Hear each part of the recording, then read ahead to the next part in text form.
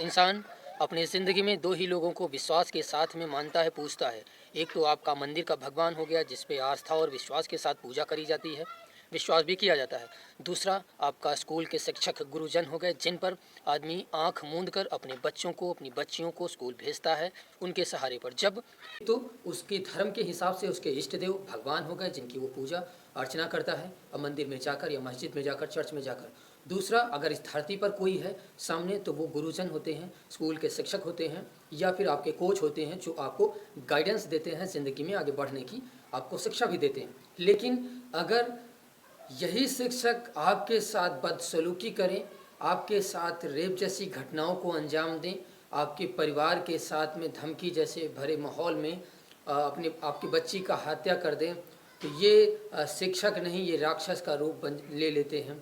और ऐसे राक्षसों को हमारे समाज में, हमारे आसपास पड़ोस में पहचानने की ज़रूरत है और इन्हें वहाँ से निकालने की ज़रूरत है। जी हाँ, ऐसी ही एक घटना आज मैं आपसे रूबरू हुआ हूँ। ये राजस्थान के बाड़मेर ज़िले की है, जहाँ पर एक सरकारी स्कूल का हिंदी टीचर होता है, जो कि उसी गांव की कक्षा 11 में पढ़ने वाली एक 17 वर्षीय नाबालिग लड़की होती है, जिसके साथ में शिक्षक का दिल आ जाता है और वो उसके विरोध करने के साथ में उसके घर में जाकर रेप भी करता है। रेप करने के साथ में उसे हत्या की वारदात को अंजाम दे देता है। नमस्कार, मेरा नाम अमित कुमार, स्वागत करता हूं अपराधपुर के इस यूट्यूब चैनल पर। आशा करता हूं आप सभी लोग अच्छे होंगे और अपनों का ख्याल रख रहे होंगे। ठंडियों का मौसम चल रहा है, सुरक्षित रहें, व्यवस्थित रहें। कहानियों का सिलसिला ऐसे ही बदस्तूर जारी रहेगा। हिंदी का शिक्षक होता है और उसका दिल उसी स्कूल के कक्षा 11 में पढ़ने वाली एक लड़की के ऊपर आ जाता है और वो उसे पाने की कोशिश करता है, उसके साथ में उसको टच करने की कोशिश करता है, उसके आसपास रहने की कोशिश करता है और उसके सभी होमवर्क्स को कम कर देता है।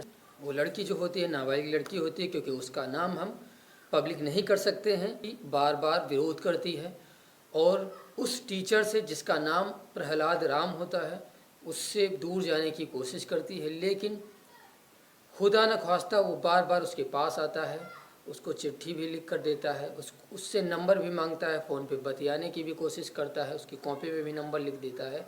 सनक उसको ऐसी सवार थी, हवस की सनक जिसे बोलते हैं, उसे ऐसा प्यार हुआ था, एक तरफा प्यार, जिसको बयां करने के लिए उसके पास कोई और साधन नहीं बचा उससे बात करने का, जिसके माध्यम से उसने एक युक्ति बनाई, उसने एक दिमाग में सोच लगाई कि कोई ना कोई तो रास्ता होगा। और रास्ता निकालते निकालते उसके दिमाग में अभी पिछले शनिवार के दिन, क्योंकि शनिवार को हाफ डे हो जाता है स्कूल में, और उसके घर वाले जो थे वो गांव आए हुए थे, उस बाड़मेर ज़िले से गांव आए हुए थे शादी समारोह को अटेंड करने के लिए। उसी बीच में प्रहलाद राम जो शिक्षक होता है उसको पता चल जाता है और लड़की घर में अकेली होती है, उस समय कोई मौके पर मौजूद नहीं होता है।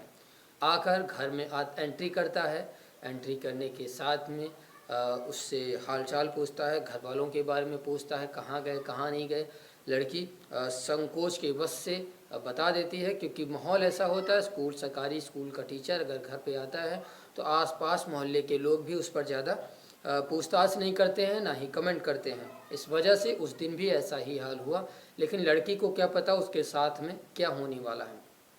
ऐसा ही कुछ हुआ और टीचर जो था वो उसके साथ उसे टच करने लगा, उसे छूने लगा, उसे को अपनी हवस का शिकार बनाने के लिए उसके पास जाने लगा, उसके साथ छेड़छाड़ भी करने लगा।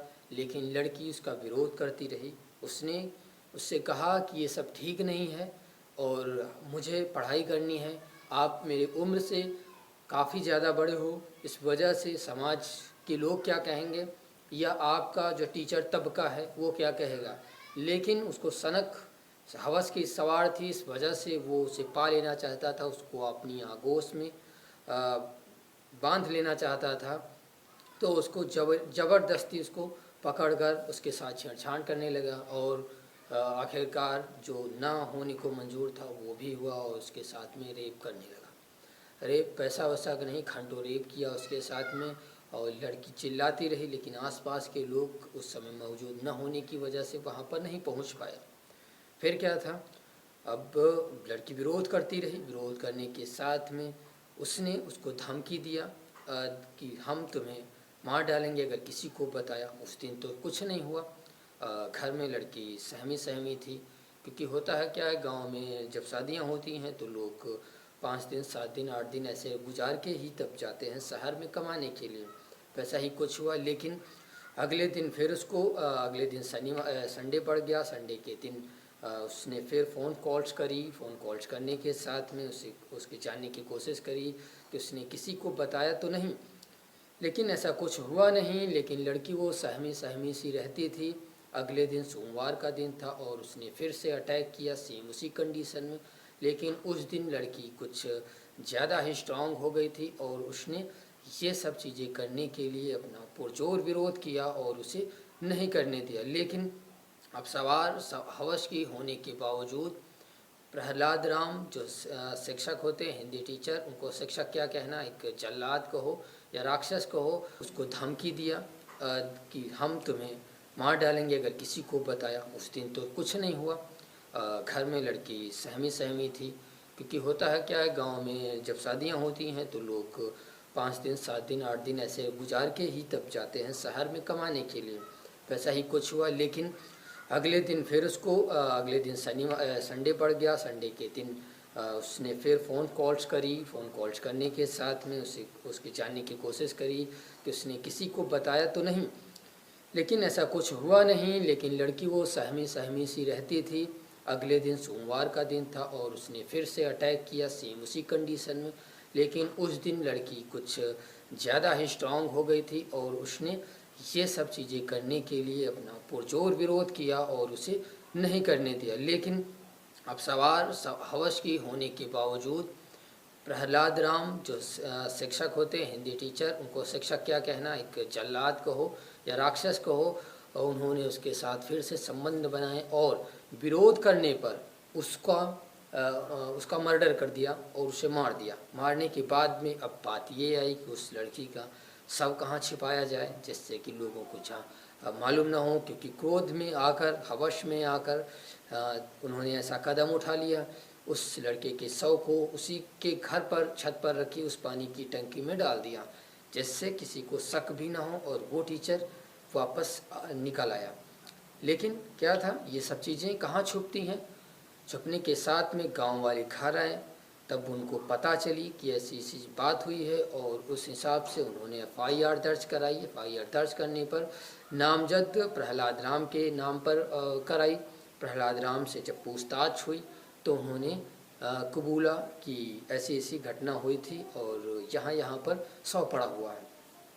उस बेस पर पुलिस अभी छानबीन कर रही है, उसके खिलाफ सबूत जुटाने की कोशिश कर रही है। सब चीज़ इकट्ठा हो चुके हैं और प्रहलाद राम ने भी अपना जुर्म कबूल कर लिया है। हत्या, मर्डर और रेप जैसे घटनाओं में पॉक्सो एक्ट के तहत 302 के तहत दफ़ा 376 के तहत उनको जेल तो होनी ही होनी है। और उसके साथ में एक और कहानी बाड़मेर ज़िले की ही पिछले साल अप्रैल में घटित हुई थी, जिस ज़िले की घटना है जब 45 वर्षीय एक दलित महिला थी और उसी के पड़ोस में रहने वाले एक व्यक्ति ने उसके साथ जबरन रेप करा और चीख पुकार सुनकर चीखने चिल्लाने की आवाज़ से आसपास के लोग दौड़े, लेकिन उस दलित व्यक्ति ने उसके ऊपर एसिड फेंक दिया। एसिड फेंक मारपीट करने के साथ में उसके ऊपर एसिड फेंक दिया और एसिड फेंकने के साथ में वो वहाँ से रफू चक्कर हो गया। जैसे ही आसपास के लोग वहाँ पर पहुँचने के साथ में उसको देखा, तुरंत उसको अस्पताल ले गए। लेकिन इधर जो परिजन थे, घर के लोग थे, उन्होंने एफआईआर दर्ज कराने के लिए थाने का रुख किया, लेकिन थाने वाले भी ऐसे कि उन्होंने उसकी एफआईआर को लॉन्च नहीं की और घर वालों को ऐसे भेज दिया। इतनी भयानक दुर्दांत घटना होने के साथ में, रेप जैसी घटना होने के साथ में पुलिस का भी जब साथ नहीं मिलता है तो लोगों को टूटना ही पड़ता है। फिर वो चीज़ें सोशल मीडिया पर आई। सोशल मीडिया के थ्रू जब इस चीज़ को मालूम पड़ा तो चीज़ें दो गुट में बढ़ गई। कहानी आपको, आपके जहन को, आपको झकझोर देते हैं, क्योंकि एक जिसका कोई सहारा नहीं हो, एक गरीब परिवार से आने वाले, दलित वर्ग से आने वाले, उनका जब एक कानून ही सहारा होता है, कानून में एफआईआर नहीं लिखी जाती है तो मजबूरन ही उन्हें गलत कदम उठाने पड़ते हैं। जैसे कि ये 45 वर्षीय को और वो 19 वर्षीय नाबालिग को भी ऐसे कदम उठाने पड़े और दोनों की जान चली गई। इस केस में क्या हुआ, उसके आरोपी जो था उसके खिलाफ एफआईआर दर्ज की गई SC/ST एक्ट के तहत दफ़ा 376, 302, 326 और 450 IPC की धारा के तहत एफआईआर दर्ज की गई और उस शख्स को जेल भी भेज दिया गया। और इस पे कई प्रकार के कमेंट्स भी आए कांग्रेस और बीजेपी के तौर पे। कहानियों का सिलसिला यहीं पर समाप्त करता हूँ। यही बदस्तूर कहानियों का सिलसिला जारी रहेगा। आपसे आशा करता हूँ कि कहानियों का सिलसिला अगर अच्छा लग रहा हो तो हमारे कमेंट बॉक्स को ज़रूर बताएं कि कहाँ से आप इस वीडियो को वॉच कर रहे हैं। साथ में हमारे चैनल को सब्सक्राइब करें जिससे कि हमें भी एक मोटिवेशन मिल सके और हम आपको ऐसी ही नई नई कहानियाँ सुनाते रहें। जय हिंद, वंदे मातरम, जय श्री राम, इंकलाब।